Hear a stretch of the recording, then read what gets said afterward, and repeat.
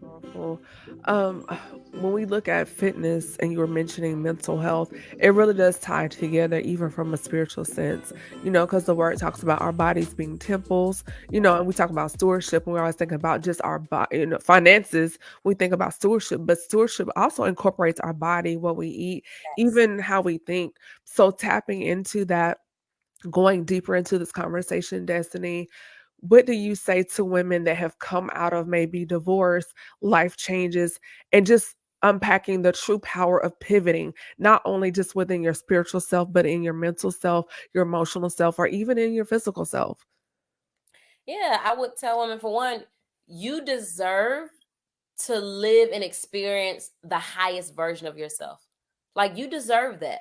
Because we help everyone else become the highest version of themselves. We're always motivating and pushing and cheerleading and championing, but we don't take that time to pour back into ourselves and realize, like, I need to pivot in these different areas of my life to succeed in all of them. A lot of times we settle for one area of success. Sometimes we may just settle for success in the boardroom, success in the office. Well, as long as I'm doing good at work, that's good enough for me. It gives me some sense of, happiness or accomplishment. When no, once you have mastered or come to a good place in that area, now let's keep going. Let's move on to the next thing. How is your health, your mental health, your physical health? On my radio show, every time I open up the mic, I say I got two questions and two questions only before we go into the next segment. Question number one, and I got a button, a hot key that says King, and in the hotkey, I ask, what are you feeling? Not how. What are you feeling? Mm.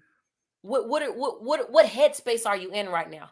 Have you taken a moment to sit with yourself and feel your heart space? How's your heart space? Are you in a good heart space? Because men as well as women, sometimes they don't take the time either and really dissect, what am I feeling right now? Not Mhm. just how, but what. Put language to it. I'm good. I'm fine. Also, my coins, fine is not a feeling. Don't tell me you're feeling fine. No, let's break that down. And so I ask my king, then I say, queen. And then I ask my queens, what are you feeling right now? How's your head space? How's your heart space? And I say, take a moment, do a self check, check in with yourself, because you deserve that. You can't, we're human beings, not human doings. And we get into this rat race of doing instead of just being and becoming. And so I would tell women, you have to give yourself the permission.